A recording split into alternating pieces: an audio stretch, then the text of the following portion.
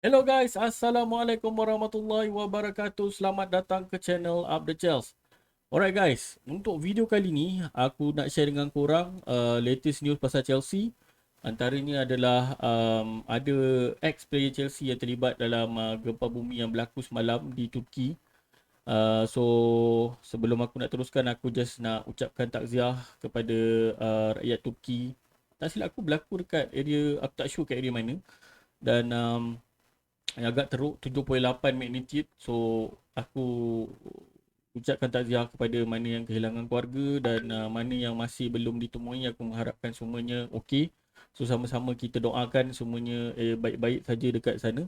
Dan aku ada itulah macam aku cakap tadi, ada juga dikabarkan itu ada ex-player Chelsea yang ada terlibat juga dalam gempa bumi tu. So kita doakan semuanya okey je lah. So, alright. Dan ada lagi beberapa news. Just sekejap lagi kita akan go through. So, sebelum aku nak teruskan, aku minta tolong korang mana yang belum subscribe channel ni, boleh minta tolong subscribe untuk support channel ni untuk kita growkan lagi. Dan jangan lupa tekan butang like. Dan kalau ada apa-apa korang nak komen, korang boleh komen kat bawah. Dan juga jangan lupa tekan notification button, button loceng dekat bawah tu untuk korang dapatkan latest video yang daripada Up The Chels. Okay, let's go. Kita intro dulu.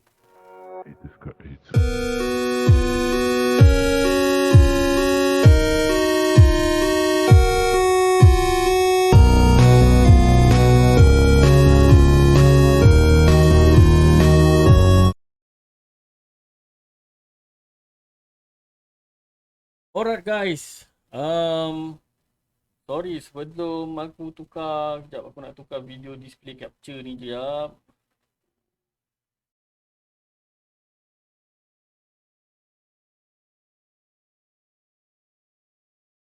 Okay, ini antara news yang pertama lah. Macam korang tengok kat sini, aku cuba zoomkan sikit. Alright. Former Chelsea winger Christian Atsu is reporting stuck trapped under the rubble of destroyed building following 7.8 magnitude earthquake in Turkey. So, dikabarkan kalau korang tengok kat dekat official Chelsea pun ada up pasal berkenaan dengan gambar Christian Atsu. So untuk pengetahuan korang, Christian Atsu ni adalah player, tak silap aku, zaman-zaman Conte ada dia masuk tapi dia tak dapat banyak minit dan terus dia dilunkan dan terus aku rasa terus dijual kot. Aku tak sure atau terminate contract ke apa. Aku tak aware sangat pasal Christian Atsu ni. Tapi dia terlibat lah. So aku just nak, for starter ni aku just nak mengucapkan apa ni lah, takziah. Dan masih lagi belum tahu lagi news pasal dia, sama ada dia selamat ke ataupun dia terkorban. So kita doakan yang baik-baik je lah untuk Christian Atsu dan semua yang masih belum dijumpai. Tak silap aku lebih kurang 500 kot kematian di sana. Memang tragik lah. Memang ada kejadian yang tragik. Dan Turki pun kita tahu sebagai negara se-Islam dengan kita. So kita doakan yang baik-baik untuk saudara kita kat sana lah. Alright, for the next one. Okay, aku nak sentuh berkenaan dengan dua player ni. Macam korang pun ada follow juga. Kalau yang mana follow aku punya social media, aku ada up dekat Twitter dengan Facebook juga berkenaan dengan Mason Mount dengan Kai Havertz. So bagi aku, pada korang,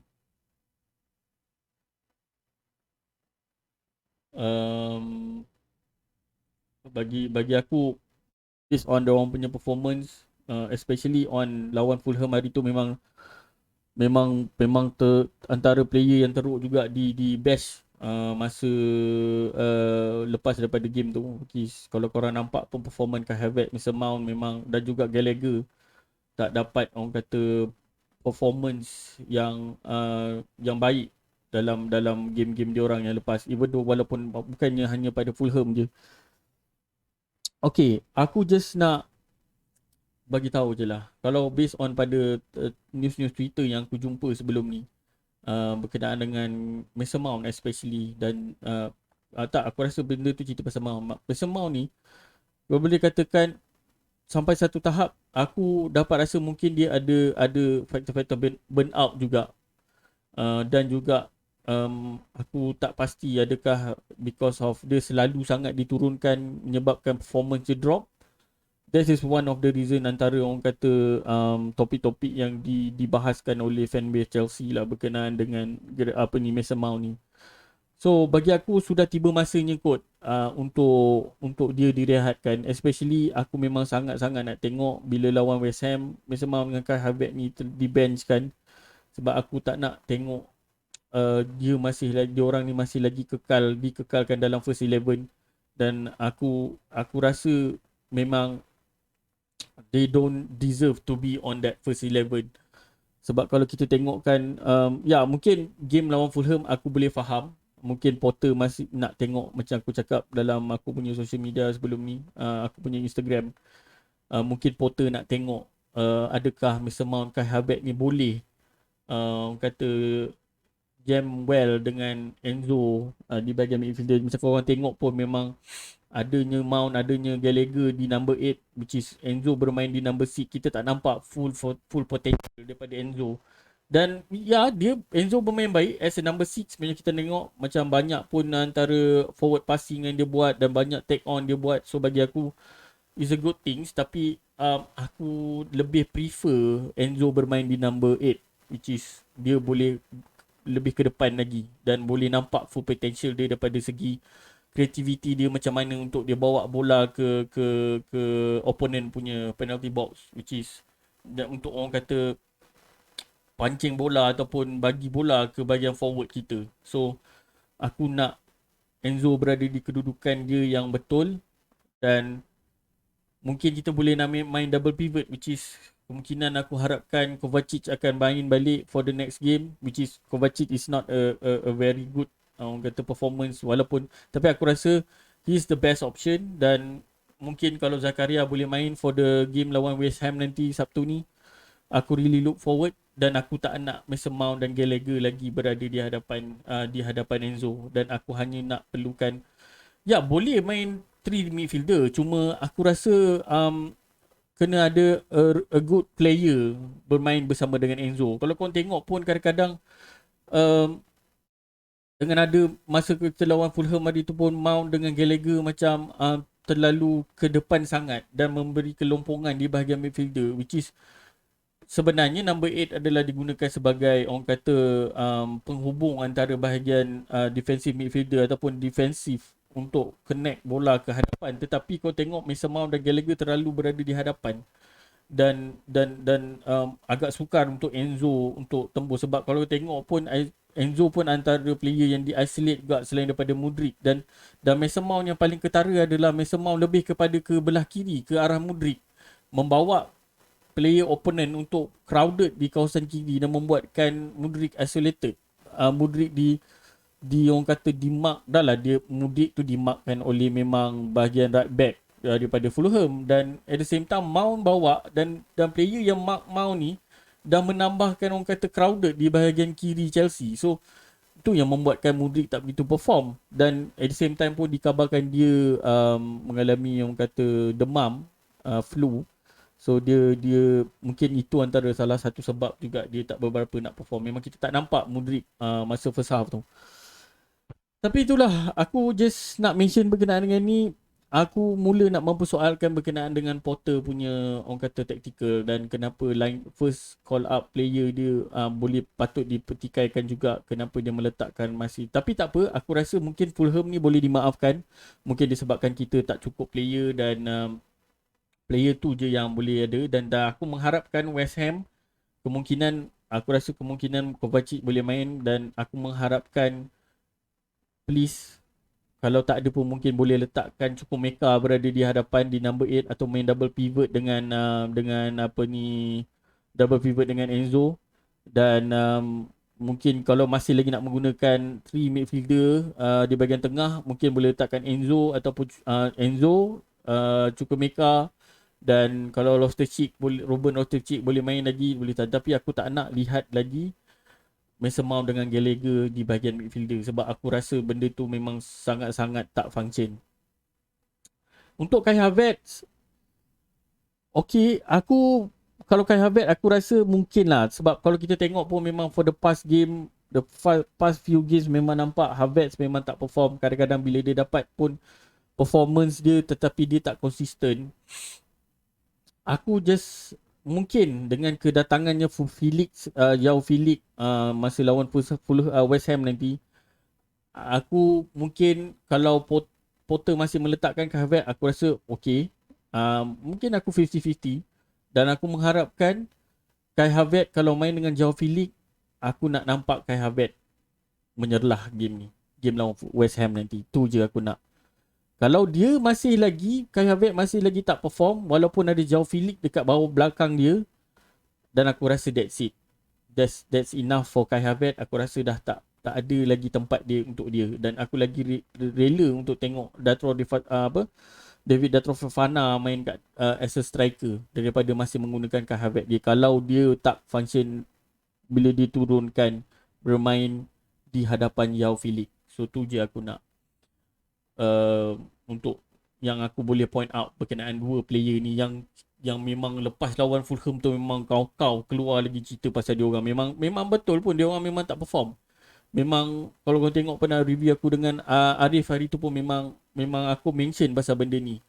Aku tak nak Mason Mount, Gallagher dan Kai Havertz ada dalam line up. Kalau ada pun mungkin aku nak tengok tahap mana dia orang boleh pergi dengan adanya Joao Felix kat depan tu. Sebab aku rasa kalau bahagian kemungkinan, aku rasa mungkin salah satu antara Mount dengan Gallagher, salah satu akan drop, which is Joao Felix dah balik. Aku rasa memang out of the brain lah kalau tiba-tiba Potter tak nak letakkan Joao Felix kat depan tu kan. Masih lagi reda menggunakan Mason Mount ataupun Gallagher as a number 10. Aku memang tak boleh nak brain lah. Tapi aku rasa kemungkinan Joao Felix akan ada, dan aku rasa mungkin salah seorang Mount atau Gallagher. Tapi aku rasa lebih berat kepada Gallagher lah. Gallagher akan di drop dan Mount masih lagi akan main. Still aku nak tengok kalau kata Joao Felix dah ada, adakah masih lagi Mount dengan Kai Havertz akan perform. Aku just nak tengok apa yang akan berlaku dalam game West Ham ni. Aku memang really look forward kalau kata dua ekor ni diturunkan lah. Sebab kalau kita tengok pun for the past game, banyak game memang Mount dengan Havertz memang tak seperti yang diharapkan.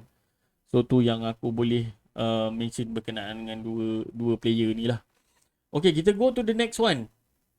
The latest news bersama semalam, Chelsea have hired a Gilbert Enoka, a mental skills coach who has worked with the New Zealand rugby team for the last 15 years on a short-term consultancy based on role to help creating a winning culture. Okay, berkenaan dengan ni sebab kita bawa a new coach which is for mental lah. Aku rasa lebih kepada psychiatrist sports punya ni lah. Okay, bila keluar je news ni, memang banyak daripada fanbase Chelsea berbahagi. Which is ada yang geng-geng yang nak Potter out ni mempersoalkan bukan ke berkenaan dengan mentality ni apa semua, benda tu terletak di atas manager. Yang itulah geng-geng yang nak Potter out ni. Yang geng-geng yang nak masih lagi kekal Potter, masih yakin dengan Potter ni, yang orang kata meletakkan yang this is a very good things, like mungkin ini adalah penambahbaikan lah untuk squad Chelsea untuk dapatkan orang kata lebih kuat mental dan untuk mendapatkan winning mentality dalam squad Chelsea dan juga dressing room especially. So dah berbagi dua, tapi bagi aku masih lagi belum lagi untuk aku masih lagi berada di tengah-tengah, which is aku masih lagi memerhati apa yang Graham Potter ni buat. Sebab so far memang masih tak nampak, dan there's a few reason aku masih rasa we should give a time for Potter. Walaupun bukan, bagi aku takkan bagi masa yang panjang, dan cuma aku nak tengok progresif daripada segi apa yang Potter boleh buat dalam squad ni. So for the first one, aku rasa masih lagi aku memberikan peluang kepada Potter because of okay, the new transition, kita boleh baru bawa player, dan January ni pun kita bawa masuk 8 player, which is aku rasa mungkin player perlukan chemistry lagi untuk ni, especially dia dengan Enzo. Baru aku rasa tak berapa jam je dia baru masuk training dan dia terus diturunkan as a first 11, dan dengan Joao Felix pun digantung game. Dan aku really look forward untuk nak tengok game lawan West Ham ni. Ada salah satu perubahan yang drastik aku boleh tengok, sebab time tu kita boleh tengok adanya Joao Felix, adanya Enzo, adanya Modric, adanya mungkin Madueke akan dimasukkan as a first 11. Aku really look forward perubahan untuk game lawan West Ham ni nanti. So aku akan, mau kata, aku akan bagilah give eyes on Graham Potter lah, apa yang dia boleh buat perubahan dalam masa game lawan West Ham nanti. So game ni nanti yang aku akan really look forward lah. So korang nantikan, insyaAllah aku akan buat review mungkin hari Jumaat malam. Aku akan buat preview dengan Arif, insyaAllah, kalau dia ada ke lapangan.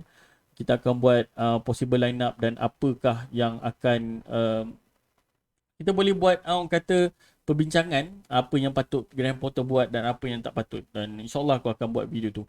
So bagi aku, kita hire Gilbert Enoka ni is a very good things, dan mungkin boleh, orang kata, add up a value to the coaching punya staff, which is mungkin boleh ada orang boleh mempertikaikan kenapa Potter tak boleh buat ke kerja ni semua kan. Tapi bagi aku, mungkin Potter is a new, dan aku rasa a board uh, willing to help him, like to do everything that they could untuk support Graham Potter. Mungkin Graham Potter lebih, orang kata, fokus on the training itself. In term of mentality ni patut orang kata delegate, atau orang kata dibahagi-bahagikan kepada coaching-coaching yang lain. So bagi aku, kita jangan be a negative sangat. So aku rasa as long as it's a good things, aku rasa memang patut give a credit to the owner lah, which is Todd Boehly and Co. Memang fully support Graham Potter, dan aku mengharapkan these things can works in a long term lah, walaupun kita just sekadar for the short term punya basis. Tapi I really look forward tengok jika ada apa-apa perubahan dalam squad. Kalau kita tengok dalam beberapa game akan datang, aku really look forward to these things lah. So ni antara beberapa, orang kata, feedback lah daripada fan Chelsea, daripada Vince punya Twitter. Hiring a mentality coach, that's attention to details. Potter isn't a Mourinho or Sir Alex. Getting someone to make sure the players stay consistent and understand the task is a good move. A plus for Potter because inconsistently mentality has been one of our problem in recent years. Tu aku cakap, benda tu betul. Memang mentality ni telah dimention oleh previous manager, which is daripada Conte, Lampard, even Thomas Tuchel juga pun ada mention berkenaan dengan mentality. So bagi aku, memang kemasukan mentality coach ni is a very good thing. Kau jangan tengok on Chelsea punya perspektif. Kalau dulu pun tak silap aku ada jumpa Twitter, Jose Mourinho masuk ke MU pun dia hire 2 secretary sport science, secretary untuk support in term of mentality player. So aku rasa benda ni bukannya sesuatu benda yang baru atau sesuatu benda yang pelik. So bagi aku it is a very good things lah.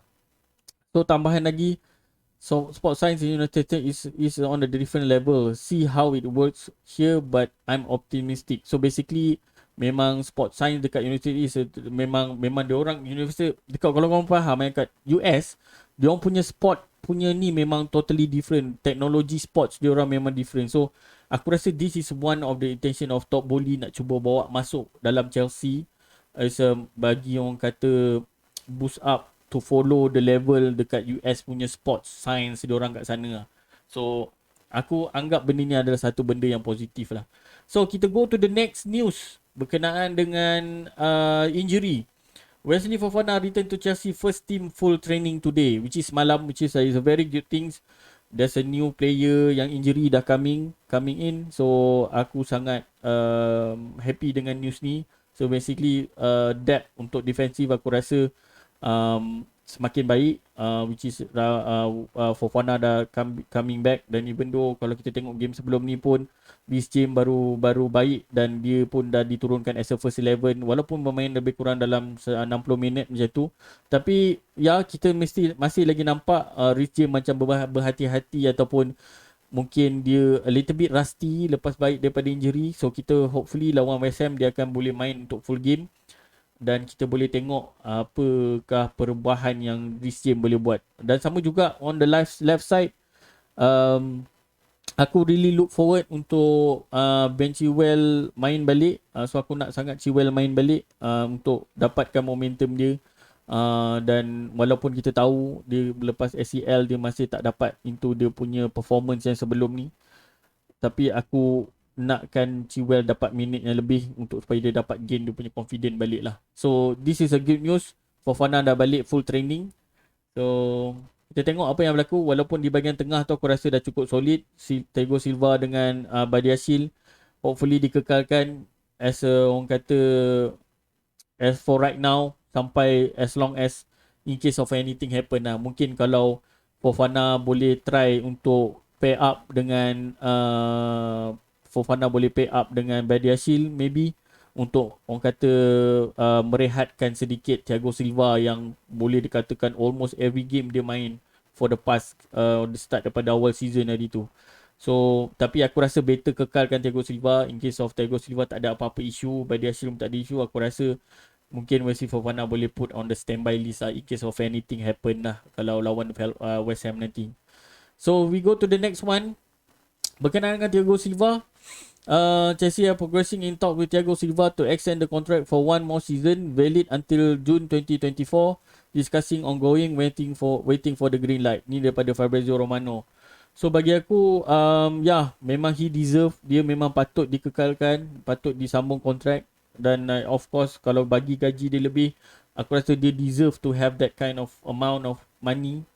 So dengan performance dia yang betul-betul solid dan memang sangat diperlukan di bahagian defensif tu. So memang tak perlu nak orang kata dipersoalkan. Memang Thiago Silva is deserve to get this kind of contract extension lah. Alright, for the next one. Okay, berkenaan dengan Aubameyang. Macam kita tahu sebelum aku tentu benda ni, macam kita tahu sebelum ni, Aubameyang telah pun di-dropkan daripada Champions League punya squad. Dan sebelum tu, kita pun nampak macam mana Potter dengan Aubameyang betul-betul dia tak rate lah. Basically dia tak betul-betul orang kata pandang Aubameyang ni as dia punya main striker. Dan kita tengok pun beberapa game sebelum ni pun memang Aubameyang tak diturunkan walaupun dia berada di dalam sub. Dan yang paling ketara adalah bila kita tengok lawan Man City hari tu, dia dimasukkan the first half dan second half dia dikeluarkan balik. So aku nampak Potter memang betul-betul tak mau kata rate lah Aubameyang ni. So dengan lepas dia keluar cerita berkenaan dia tak disenaraikan, dia di-remove daripada list player Champions League tu, memang lagi kuat news-news berkenaan Aubameyang akan belah. So yang kemungkinan dia akan keluar secepat yang mungkin. Untuk pengetahuan korang, ini adalah latest news berkenaan Aubameyang. Los Angeles FC, which is daripada MLS, Liga US, and Chelsea are in negotiation for Patrick-Emerick Aubameyang. There continues to be movement in open transfer market such as MLS and buy a player of great international relevance such as Pierre-Emerick Aubameyang. Okay, berkenaan dengan transfer ni, walaupun transfer window dah ditutup, tetapi untuk Premier League, untuk player masuk memang tak boleh. Untuk player keluar boleh. Tetapi player keluar hanya boleh keluar dekat liga-liga yang season tahun 2023 ni belum start lagi. Which is korang tengok MLS, tak silap aku, belum start lagi. So which is diorang baru masuk dan diorang belum main lagi diorang punya season 2023. Dan sama ada dia boleh pergi ke MLS ataupun pergi ke China ataupun mana negara yang season dia belum start lagi. So which is kalau ikutkan law FIFA, satu player tu dia tak boleh pergi lebih daripada 3 kelab, which is macam Aubameyang daripada Barcelona, dia dah pergi Barcelona, dia dah pergi ke Chelsea. Dia tak silap aku, dia tak boleh pergi lebih kepada 2. So Barcelona dah pergi ke Chelsea dan ada juga news yang kata nak pergi AC Milan apa semua, itu tak boleh sebab dia dah masih lagi dalam Europe punya ni dan season dia adalah season sama dengan Premier League punya season yang start. So itu yang menyebabkan Aubameyang tak boleh pergi ke kelab-kelab Eropah dan lebih keluar cerita yang berkenaan dia akan pergi ke Los Angeles FC, which is di MLS lah. So bagi aku memang it's a good things jugalah for Aubameyang. Aku rasa better dia belah dan aku rasa dia tak ada tempat pun tak ada pun tempat dekat dalam squad Chelsea buat masa sekarang ni.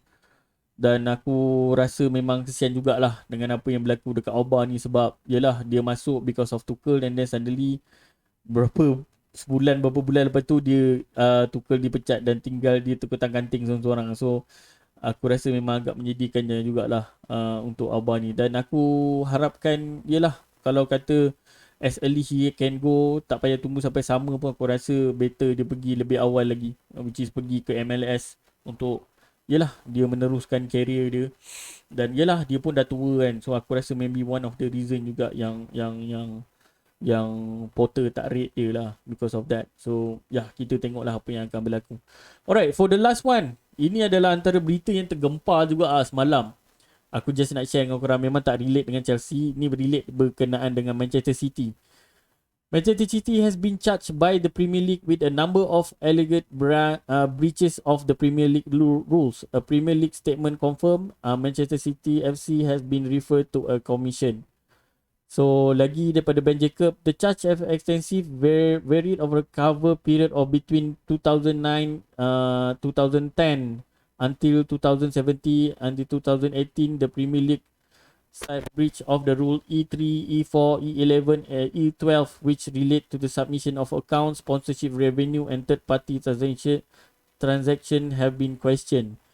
Man City also investigate for breaches of manager remuneration between 2009 until blah blah blah and failing to provide full detail of a player remuneration between 2010 and 2015 blah blah blah. They even charges relating to drug testing protocol and grass length pattern. The Premier League also lists a range of FFP compliance issue from the 2013 and alleged breaches of the Premier League rules application of season 2015, 2016 until 2017, 2018 on the profitability and sustainability. The APL Act, Commission of Independent of the Premier League and the Members Club. The member of commissions will be appointed by the independent chair of the Premier League Judicial in accordance with the Premier League rules. There's over 100 plus charges in the total and range of punishment are possible including a points deduction. Okay, berkenaan dengan Man City ni aku memang aku tak tahu nak cakap Man City is a very big club dengan owner dia yang kaya, dan aku tak tahu berkenaan dengan apa yang dia orang buat sebenarnya behind the scene, dan kita tak tahu. Tapi end up selama 4 tahun Premier League buat siasatan, dia orang jumpa lebih kurang 100, almost 100 plus kesalahan yang diorang lakukan according to Premier League punya rules and regulation. Korang boleh bayangkan daripada 100 tu memang gila-gila punya tuduhan. So aku rasa memang Man City memang berada dalam kedudukan yang sangat serius memang aku tak tahu in case of anything happen diorang boleh lari daripada pertuduhan ni, aku tak tahu. Sebab yelah sebelum ni pun dia pernah kena FFP dengan UEFA dan dia lepas, hanya bayar denda je. Yang ni aku tak tahu macam mana dia orang nak elak dengan 100 lebih pertuduhan. Aku pun tak tahu apakah akan berlaku dengan Man City. Tetapi apa yang dia orang akan tindakan yang akan dikenakan, first adalah dia orang akan deduct point. Aku tak tahu, mungkin 15 ataupun lebih. Like kalau yang perlu sebelum ni pun 30 point yang pernah kena, which is Juventus. Dan the second one, diorang boleh direlegate daripada bukannya relegate, diorang boleh dibuang terus daripada Premier League, which is mungkin tak tahu sama ada diorang akan main kat Championship ke apa. Dan yang ketiga, kelab tu boleh disanction dan boleh boleh demolish terus kelab tu. So memang gila-gila ni adalah orang kata sanction, but sanction ni memang fan Chelsea memang dah merasa lah dulu, which is aku dan ramai player fan Chelsea masa Chelsea kena sanction because of dengan ialah UK government nak orang kata take action to Roman Abramovich kan. So yeah, welcome to the club Man City. We'll see what will happen. Aku tak tahu macam mana diorang nak elak dengan 100 pertuduhan. Sebenarnya Man City one the team aku memang admire juga, yang macam mana the way they are playing football, aku memang sangat admire. Walaupun aku bukan fan Man City, of course aku fan Chelsea, tapi aku memang follow team Man City ni juga berkenaan dengan Pep, dengan macam mana taktikal dia semua. Tapi aku sangat suspicious dengan apa yang diorang buat behind the door berkenaan dengan deal especially on the financial side. So yeah, end up diorang kantoi. So aku tak tahu sama ada macam mana diorang nak tepis dengan semua 100 lebih pertuduhan tu. Kita tengoklah apa yang akan berlaku. So memang is a good news juga for fan Arsenal. Dan maybe because of this memang Man City tak boleh nak buat apa, aku tak tahu. Ya, kita tengoklah apa yang akan berlaku. Dan benda ni akan jadi satu berita yang sensasi lah untuk fan-fan fan-fan team yang dalam Premier League ni lah. Especially fan Man City, Man United. Kita tengok lah. So, ya, itu antara news-news yang aku boleh share dengan korang lah. Alright guys. Aku dah share dengan korang apa pendapat korang dengan apa yang aku share dengan korang tadi, which is berkenaan dengan just kalau korang ada apa-apa latest news, mungkin korang ada saudara mara ataupun kawan-kawan yang berada di Turki, boleh feedback dengan aku apa yang berlaku kat sana. Dan aku rasa memang it's a very bad things happen, ramai yang terkorban dan ramai yang masih lagi terperangkap, termasuk dengan Christian Atsu. Dan latest news yang aku jumpa pun ada yang kata dia dah dijumpai. Tetapi the latest news lepas daripada itu, aku kata benda tu is a bukan is a wrong lah, is a wrong news. Memang it's not legit dan kita masih lagi tak tahu betul-betul status Christian Atsu tu macam mana.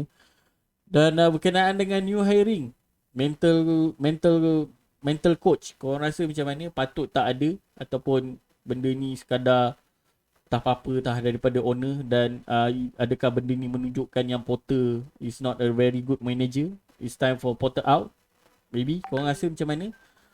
The next one berkenaan dengan player comeback dengan new Wesley Fofana dah balik dan Thiago Silva new contract signing. Korang excited ke tak? Dan berkenaan dengan korang rasa berkenaan dengan Aubameyang, dan korang rasa kesian tak dengan dia ataupun dia adalah orang kata useless punya signing, korang rasa?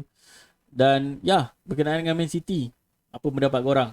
So itu je video aku untuk kali ni. Sebelum aku nak gerak, aku nak mention dengan korang sekali lagi, jangan lupa tekan butang subscribe. Yang masih belum subscribe, tekan butang like kalau korang like video ni.